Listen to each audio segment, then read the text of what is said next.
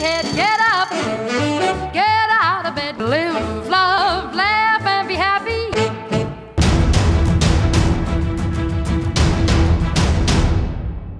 And good morning, ladies and gentlemen. I'm Craig O'Neill with this morning's fake news. Our top story this morning, new rumors are starting to surface.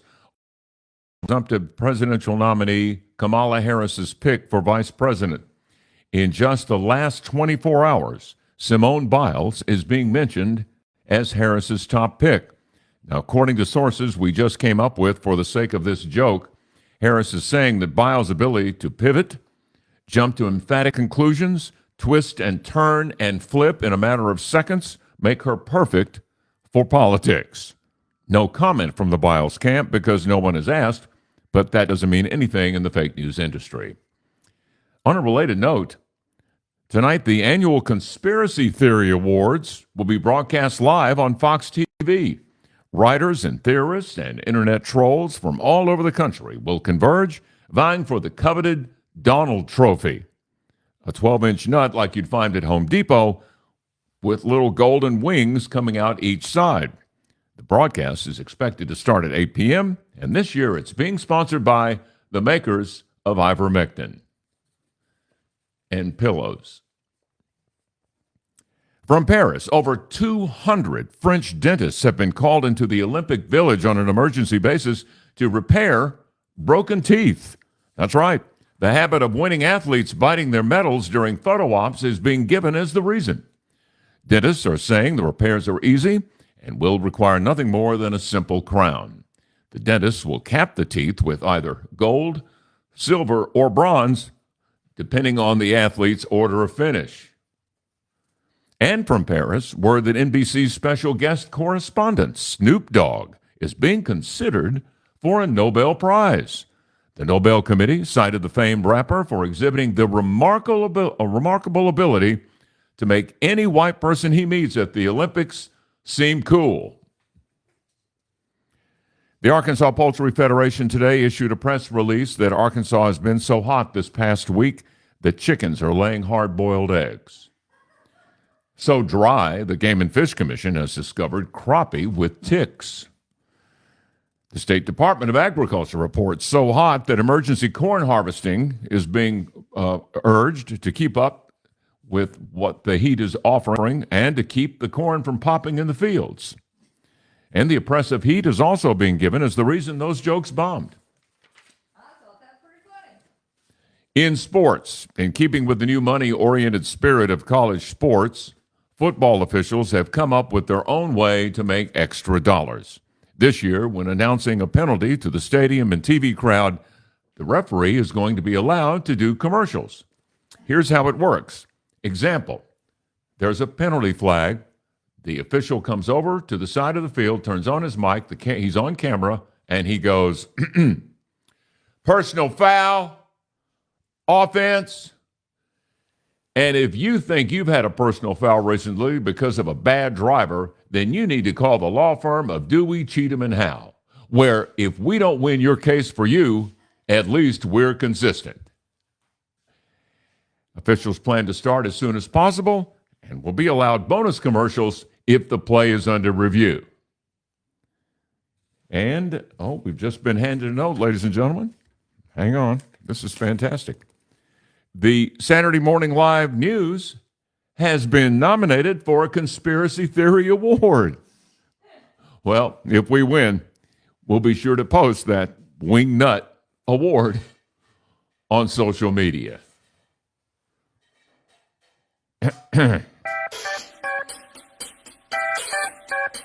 Put my earphone in. Okay. Oh, yeah, we're on. Oh, what a week. Perfect if you're doing things tongue-in-cheek. Following the exploits of Kamala Harris and the American team over in Paris. I don't know about you, but I think I'd be Olympic. All I need to do is take some Ozempic. No, I don't. I know I seem a little insane. Things will be straightened out when we bring in Jane.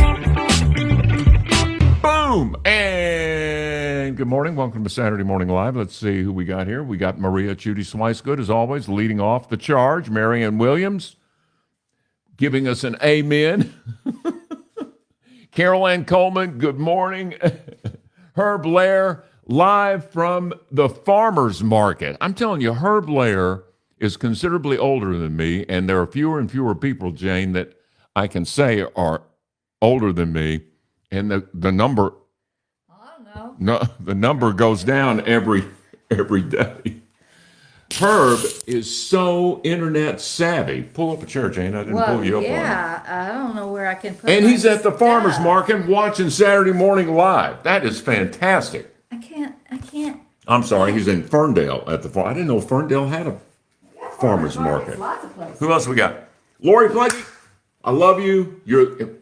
If I ever feel like not doing Saturday Morning Live, it's you that keeps me coming back. To Ron Harrington, boom, gives me the emoji. And good morning to Janet from Horseshoe Bend.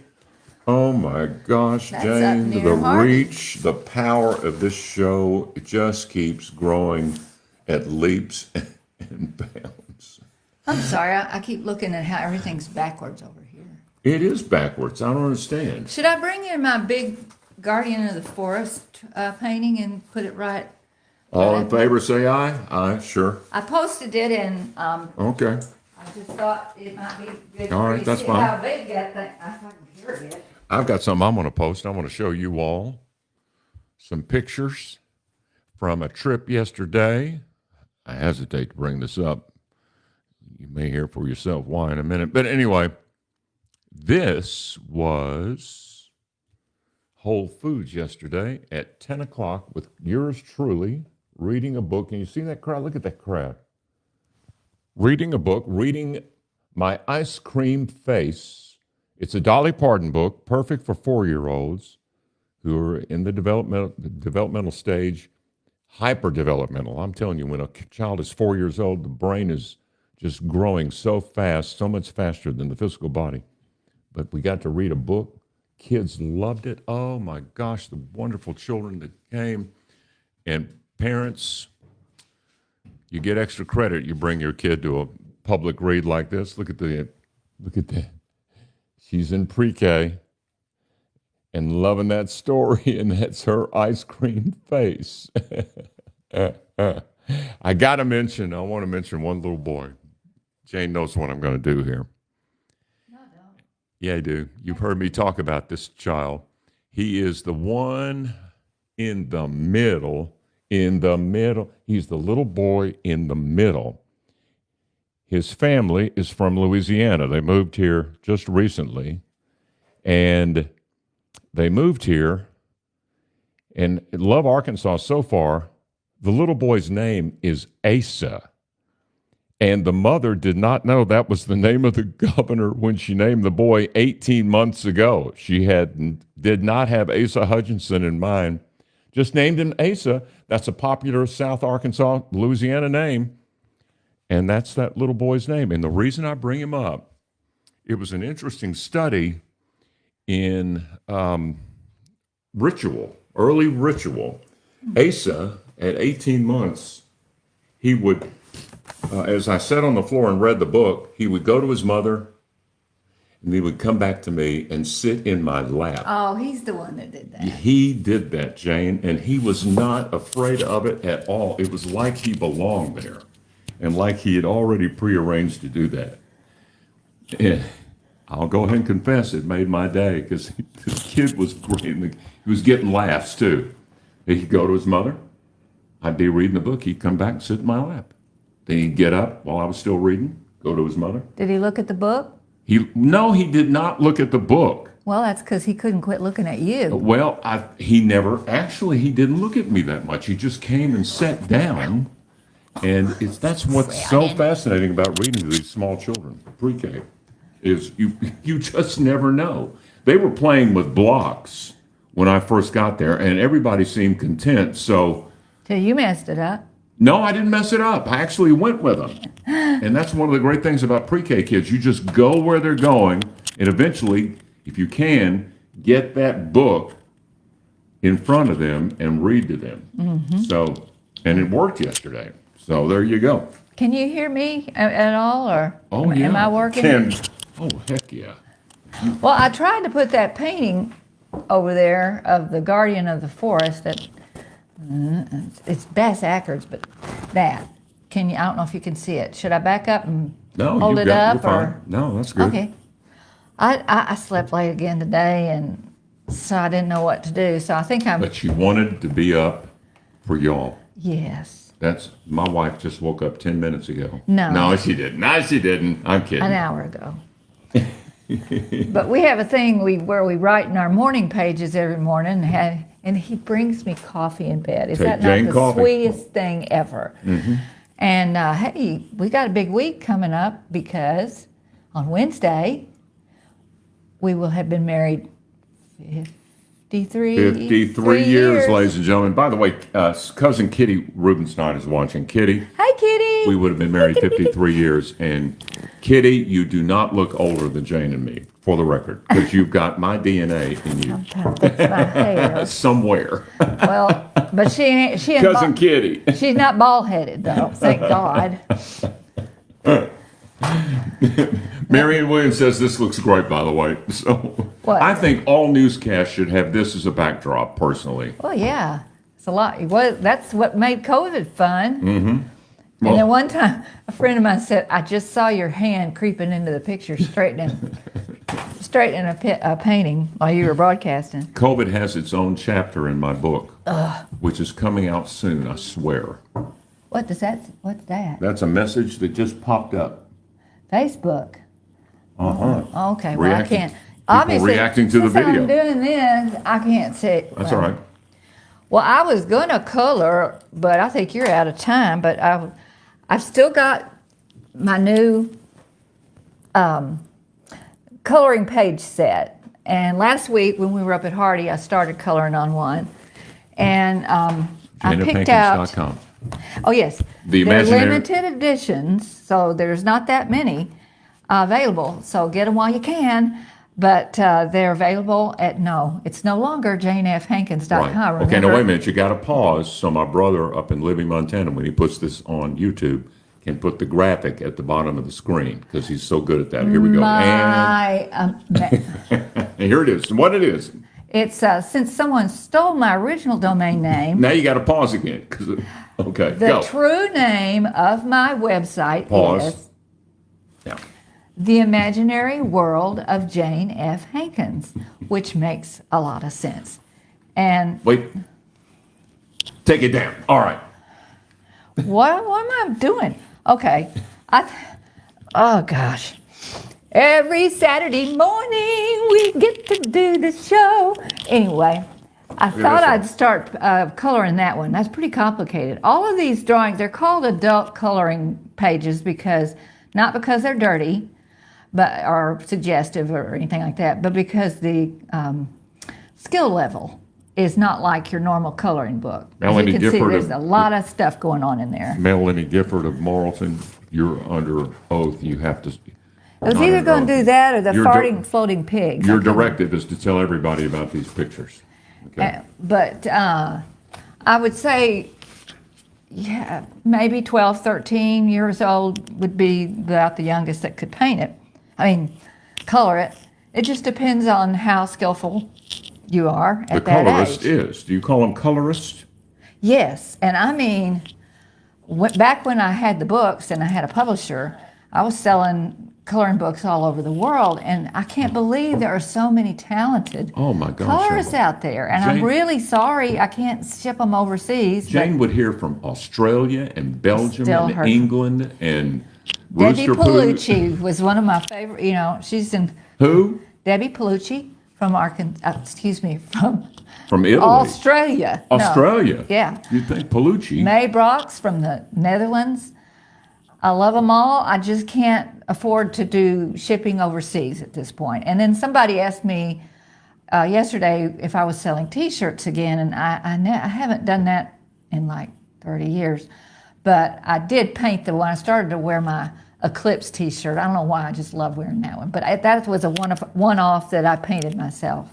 But right now, you can get the coloring pages. They come separate, so you can have a coloring party, or you can go ahead and frame them as a print.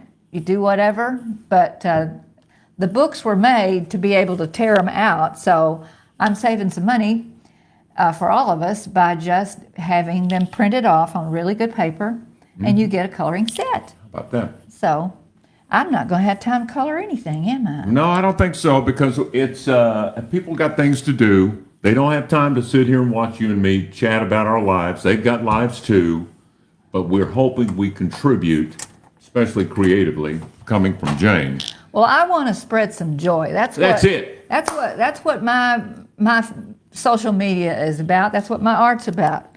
Is have a little joy in your life. Have a little joy. Real quick, we want to thank Baldwin and Shell Construction.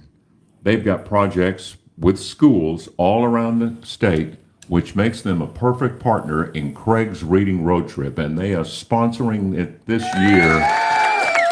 And God, we're going to have a meeting Monday, plan out the schedule. We'll show you highlights on this show. We've talked about reading to pre-K, the reading to kids in schools, showing it on video, reinforcing the good time they had with books. Gosh, this is working out terrific. Thank you, Baldwin and Shell, and making it possible to get there. Yes, since we only have one car. That's right. Genesis of Conway, with a car that is so cool, it's even impressed my lovely wife. So...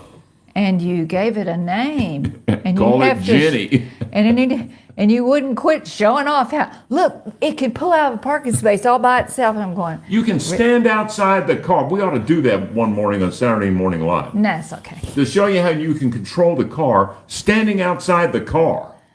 It's amazing. But you better get out of the way. No. Thank you, Genesis of Conway. Yes, thank you. That way he doesn't leave me without a car.